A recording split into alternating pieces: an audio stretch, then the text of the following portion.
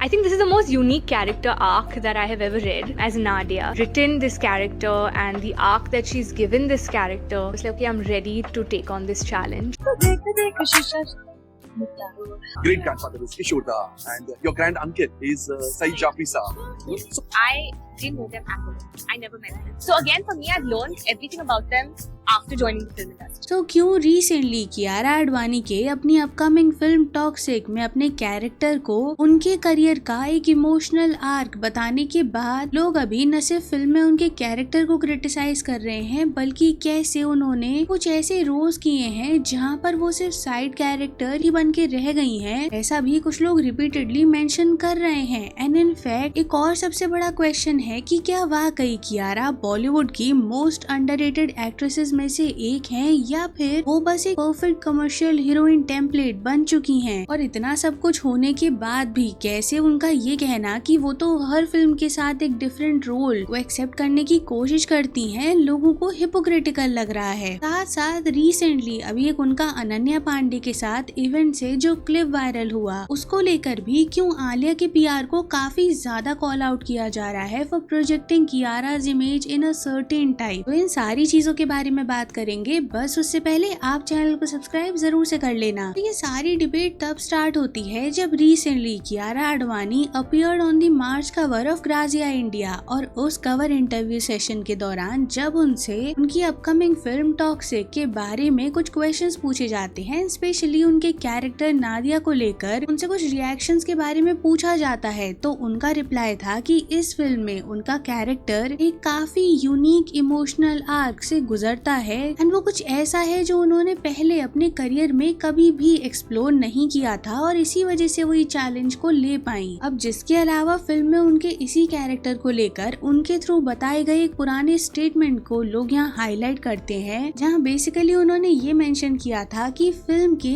एक bold moment को shoot करते वक्त वो थोड़ी सी शाय और ऑकवर्ड हो गई थी, लेकिन अपने को स्टार यश से कंपेयर करते वक्त उन्होंने ये बोला कि यश तो काफी ज्यादा कंपोज्ड और प्रोफेशनल थे। अब देखो, एंटरटेनमेंट इंडस्ट्री में ना आपने रीसेंट टाइम में नोटिस किया होगा कि ऐसे इंटरव्यूज या पेपराजी मोमेंट्स के कुछ छोटे छोटे क्लिप सोशल मीडिया पर बहुत ही वायरल होते हैं। सो कियारा के इन दोनों स्टेटमेंट्स को लेकर भी कुछ यही होता है, जिसके बाद एक सेक्शन ऑफ लोगों का तो ये मानना था कि चलो फाइनली कियारा को एक लेयर्ड रोल मिल रहा है जैसा वो बता रही हैं, एंड शायद ये उनके करियर में कुछ डिफरेंस को क्रिएट कर पाए। हालांकि अनदर सेक्शन ऑफ लोगों का ये मानना था कि हर फिल्म से पहले ये जो डिफरेंट रोल वाला नरेटिव पुश किया जाता है ना, ये पता नहीं क्यों एट द एंड जाकर फ्लॉप ही हो जाता है, क्योंकि सारे रोल्स तो एक ही टाइप के होते हैं। और बस यहीं से एक पुराना क्वेश्चन रिवाइव हो गया कि क्या वाकई कियारा आडवाणी के करियर में मोस्टली रोल्स ऐसे रहे हैं जहाँ पर वो फीमेल लीड होने के बाद भी एक साइड कैरेक्टर बन के ही रह गई है, या फिर जो उन्हें फ्लावर पॉट रोल्स का टैग दिया जाता है वो इसी वजह से है। अब देखो, बहुत लोग शायद जानते होंगे कि कियारा आडवाणी का रियल नाम आलिया आडवाणी था,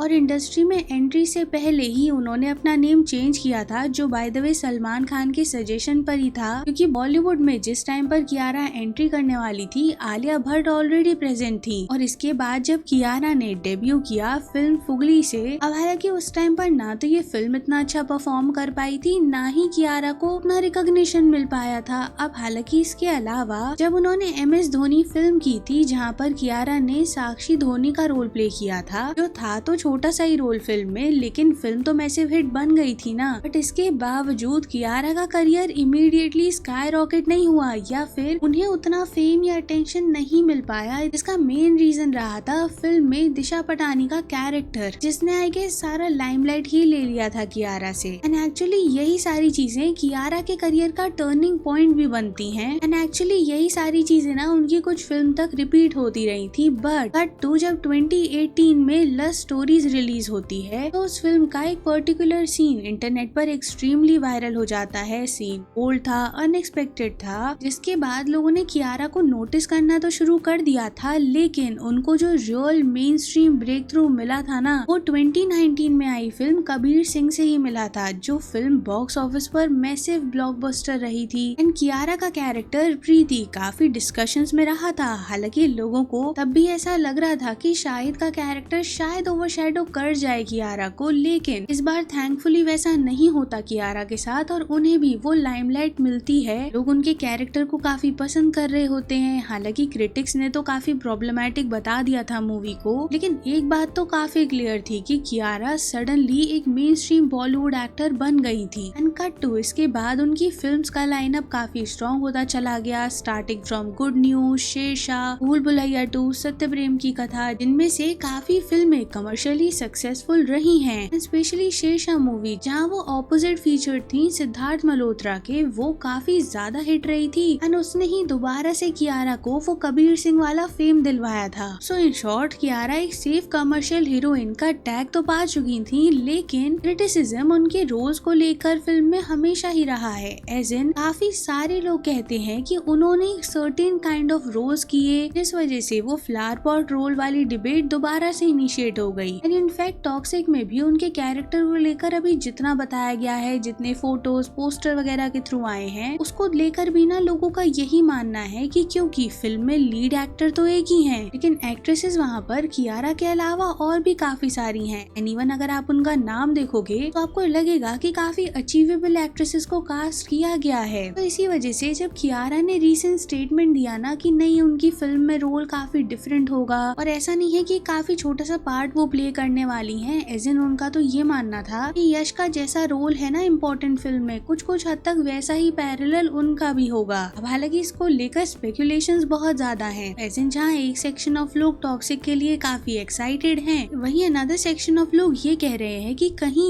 ये भी एक हीरो सेंट्रिक फिल्म ही ना बन के रह जाए। Now talking about Kiara Advani, तो अभी उनकी पीआर को भी ना काफी कॉल आउट किया जा रहा है। एज इन अभी एक अवार्ड शो होता है जहाँ से कियारा और अनन्या का ये वाला क्लिप सोशल मीडिया पर नेक्स्ट लेवल ही वायरल हो जाता है। नाउ आप कहोगे इन जनरल भी एक्ट्रेसेस जब किसी इवेंट का पार्ट होती हैं या अवार्ड शोज पर एक या दो एक्ट्रेसेस साथ में दिखती हैं तो ऐसे क्लिप्स तो वायरल होते ही रहते हैं, तो इसमें प्रॉब्लम क्या है? तो सबसे पहले तो इसका काफी सिंपल सा आंसर है कि प्रॉब्लम ये क्लिप के वायरल होने से नहीं हो रही। ऐसे ना आप देखना कि कैसे एक सीरीज ऑफ पोस्ट आपको वायरल होते हुए दिखेंगे जहाँ पर रिपीटेटिव लाइन्स को यूज किया जा रहा है, कियारा को कंपेयर किया जा रहा है अदर एक्ट्रेसेस से और एक सर्टेन काइंड ऑफ उनकी इमेज को प्रोजेक्ट करने की कोशिश की गई है। एंड इसीलिए जिस वे से उनकी प्रेजेंस को हाइप करने की कोशिश की जा रही थी ना, वो कुछ लोगों को क्वेश्चनेबल लग रही थी। अब हालांकि इसे काउंटर करते हुए कियारा को डिफेंड करने वालों का मानना था कि कियारा कोई पहली तो नहीं है जिनके अराउंड ये सारी चीजें हो रही हैं। ये इंडस्ट्री की न जाने कितनी एक्ट्रेसेस हैं जिनके अराउंड ये चीजें होती हैं, लेकिन सिर्फ और सिर्फ कियारा के पीआर को इस टाइम पर कॉल आउट करना जेन्युइन नहीं है। और देखो ये चीज ना यहाँ पर भी नहीं खत्म होती है, क्योंकि ये क्लिप जब काफी ज्यादा वायरल होता है ना तो एक नैरेटिव बिल्ड हो जाता है कि अनन्या पांडे ऐसा लग रहा है कि कियारा से जेलस हैं। एंड लिटरली ऐसे एक दो नहीं काफी सारे पोस्ट सर्कुलेट होना शुरू हो जाते हैं, जिस वजह से फिर लोग कियारा के पीआर को कॉल आउट करते हैं। बाकी तो आप लोग बताना कमेंट्स में कि इस सब पर आपका क्या ओपिनियन है। And don't forget to like and share the video, subscribe to the channel and thanks for watching.